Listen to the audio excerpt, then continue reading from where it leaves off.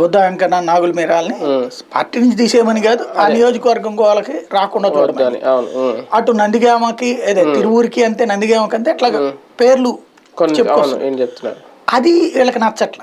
రెండవది ఏంటంటే, నేను పార్టీ పరంగా పార్టీ వాడిని, ఎంపీని నేను నా పార్లమెంట్ నియోజకవర్గ పరిధిలో ఉన్నటువంటి ఎమ్మెల్యేలు ఎవరైనా బాగా చేస్తే వాళ్ళని అభినందిస్తాను.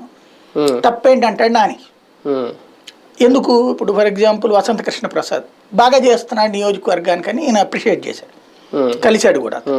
తర్వాత వెంకటరమణ నందిగామ అతను బాగా చేస్తున్నాడు అని చెప్పి అతను అప్రిషియేట్ చేశాడు. వీళ్ళు ఏమంటారు, నువ్వు అట్టెట్ట చేస్తావు, ఏం చేయలేదని గొడవ పెట్టుకోవాలి కదా అంటారు. ఎవరు ఈ దేవినేని ఉమా కావచ్చు, లేకపోతే ఇతను వైసీపీ కోవట్ అని చెప్తారు. అదే బుద్ధ వెంకన్న ఈ బ్యాచ్ అందరూ కూడా వీళ్ళు వ్యతిరేకిస్తుంటారు. అది ఎట్లా వ్యతిరేకిస్తాం మనం? ఇప్పుడు ఆ లెక్కనైతే మనం మోడీతో విభేదించి కూడా మోడీ దగ్గర పని చేయించుకోలేదు ఏంటి, ఇప్పుడు మనమే మోడీతో కలవలేదు కదా ఆ రోజు నుంచి, అయ్యే కదా అంటాడు.